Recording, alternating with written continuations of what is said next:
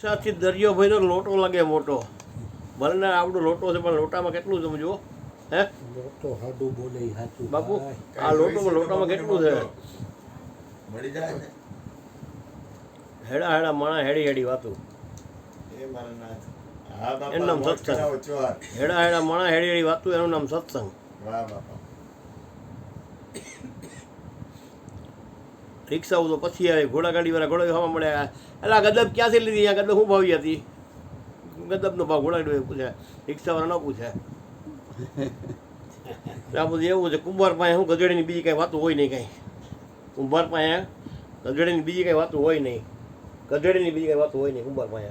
કુંભાર એટલે ઊંચા ગણાય ભાઈ, ઘરે માણસો. કુંભાર ભગત ને મોચી ભગત બે ભગત જ કહેવાય. કુંભાર ભગત ને મોચી ભગત બે બાજુમાં રહીએ પણ વંડી ખાલી આટલી નીચી. એક સંત રોજ મોચીની ઘરે આવે. મોચીનું ઘર છે ને જરાક દૂર. કે તું કાંઈક નિયમ લે કે તું. બાપુ કાલથી નિયમ લાવ કે બીજું શું કીધું નહીં મેં આ નિયમ લીધું છે. એ નિયમ લીધું કે સવારે ઉઠીને પહેલાં કુંભારની ગધેડીનું મોઢું જોઉં ને અને પછી શીરા મોઢા કોરિયામાં નાખું. ઘણો ટાઈમ હાલ્યું. એક દી કુંભાર વહેલો ઉઠીને માટી ખાણે ખોદવા વયો ગયો. મોચીને ઉઠવા મોડું થયું એટલે હાલે. હવે જ્યાં સુધી મોઢું જોઈએ ને નિયમ પાકો ને મોઢું જોઈએ ને ત્યાં સુધી એને શીરામાં બેસે નહીં. એ તો ભાઈ લપાતો ખાઈને ગયો સમજ્યા. હું હવે પાછી કુંભારને ખબર પડી કે આ મારા ઘરેનું મોટું જોવે છે. એ પછી એને બીક. એટલે કુંભારે ગધેડી બાંધી કેળવાની છે ને આ માટી ખોદતો હતો. એ અરસામાં આ મોચી પહોંચ્યો જોઈ ન જાય ને એમાં કુંભારને શરૂ મળ્યો આટલું સમજ્યા. કુંભાર નિયાલ થઈ ગયો પણ એને બીક કે પાછી કોઈ જોતું નથી ને પાછું કોઈ આ મને મળ્યું તો ખરું. હું એમાં મોચી છે ને કે હા મોચી જોઈ ગયો છે કે આ હમણાં જઈને કોકને જાણ કરશે ને મારી પાસે કાંઈ વધશે નહીં. આમાંથી અડધું એને દેવા દે ને કે શું અડી કાઢતો મારે કુંભાર આગળ મોચી આગળ.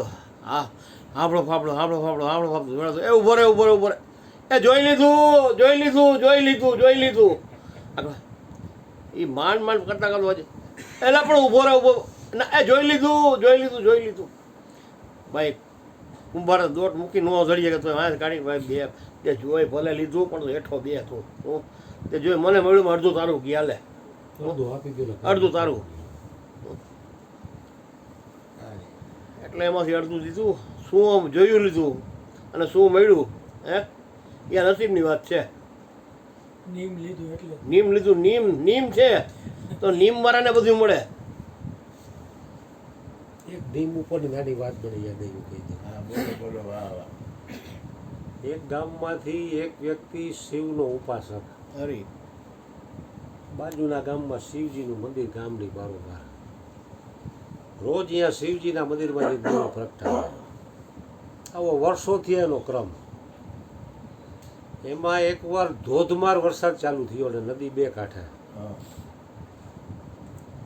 નદીમાંથી સામે કાંઠે જોવું એટલે એવો પ્રવાહ ને કે એ માણસને ક્યાંય ફગવીને નાખી દે. લખલખી ગયો હારો આમાં તો જવાય નહીં, નકર આપણું મૃત્યુ નિશ્ચિત છે. એટલે કે એને માંડી વાર્યું કે આજ દીવો નથી કરવો. એ જ ગામમાં બીજો એક ગણો હતો, એનો નિયમ એવો આવડો દીવો કરે ઠારવા જાય. આને દીવો કરવાનો નહીં, ઓલાને ઠારવાનું નહીં. હવે દીવો કરવા વાળો મૃત્યુના ભયથી પાછા પગલા થઈ રહ્યા. ઓલો મળદનો દીકરો ઠારવા વાળાનો એવો વિલ પાવર વાળો ને એ કે ગમે તે થાય હું તો જાય છે જ્યાં ઠારવા. તો એ જાનના જોખમે વહેતા પ્રવાહમાં ગયો અને સામે કાંઠે પહોંચી ગયો શિવજીના મંદિરમાં જાનના જોખમે. અને અહીંયા ગયો તો દીવો હતો જ નહીં. એટલે સમજી ગયો કે આજ ઓલો બીકનો માર્યો આવ્યો નથી. હવે એનું સારું કાર્ય કરવાનું દીવો પ્રગટાવવાનો નિયમ હતો, છતાં એને મોત ભાળી ગયો એટલે પાછા પગલાં થયા. ઓલો ખરાબ કાર્ય કરતો હતો છતાં એવડો એ હિંમતવાળો હતો. હિંમતે મરદા તો મદદે ખુદા. તો શિવજી પ્રગટ થયા કે માગ માગ. ઓલો દીવો કરતો તેને પ્રગટ નો થયા ઠારવાળા. એટલે તાકાત આમાં છે ને આત્મબળની છે. કોઈ પણ વ્યક્તિનું આત્મબળ જેટલું જેટલું મજબૂતી છે ને એટલો એટલો જ બળવાન અને સફળ થાય કોઈ પણ ક્ષેત્રમાં. અને આત્મબળ મહાપુરુષોના ચરણે જાઓ ને આત્મજ્ઞાન મેળ્યા પછી જ આત્મબળ વધે. વધે એમનું માફડું કે પુસ્તકો વાંચવાથી કંઈ આત્મબળ વધી જાય એવું ન નથી. વધે. હરી હરી હરી. અસ્થિર મગજનો માનવી કાંઈ કરી શકતો નથી અને સ્થિર મગજના માનવીને હિમાલય પણ નડતો નથી. સાચું સાચું. સ્થિર મગજના માનવી અત્યારે અહીં બેઠા બાજુ બેઠા જાય ઘણા એક વયા ગયા અશ્વિન બાબુ, બોલો એનો મગજ સ્થિર છે બોલો કે દાતાર જાવું એટલે જાવું, હા, ગમે તે થાય. ઠંડી તડકો ટાઢ એ મોટરસાઇકલ ઉપડે છે. ખરેખરનો સ્થિર મગજ છે એમ કહેવું પડે આપણે હિંમત હારી જાય. ઠીક છે, જેમ ભગવાન જીવાડે એમ જીવવાનું. જીવન જો જીવતા શીખાય આયુ એનું સાર્થક થઈ જાય. અરે મરતા એ જીવતો થઈ જાય આયુ એનું હો આયુ એનું સાર્થક થઈ જાય.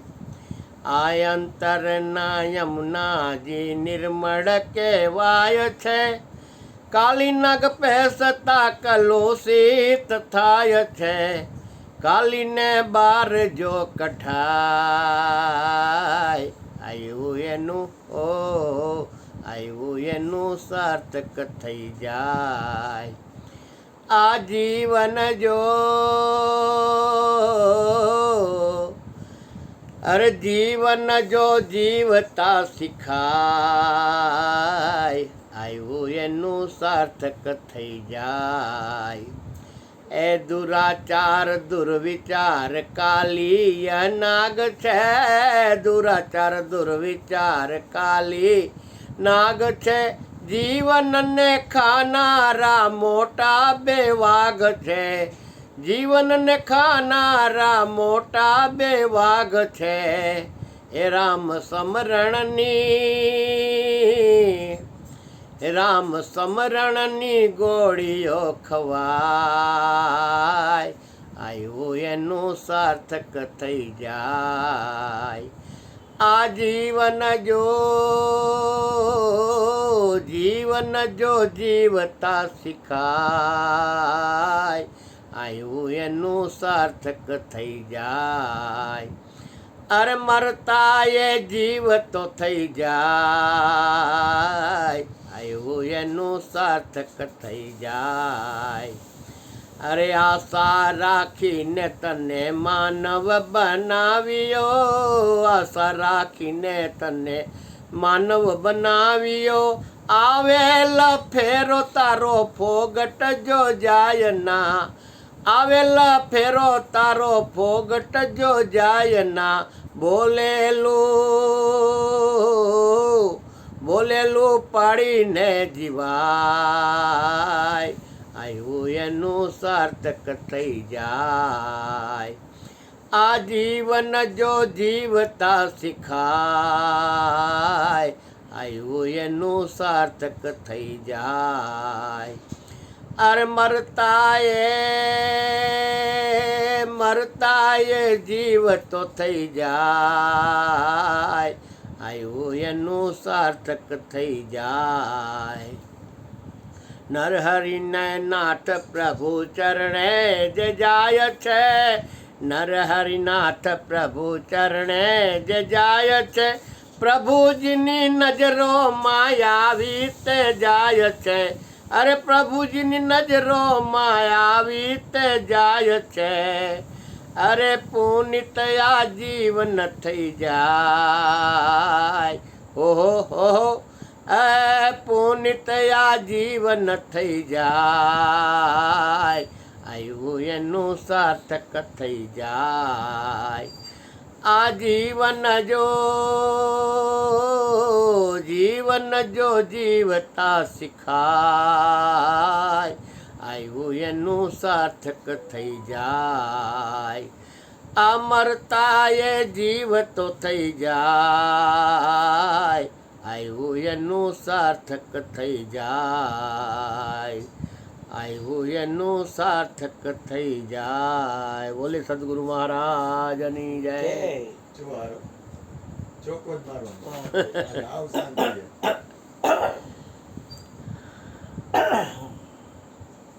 એ જાગજે જાગજે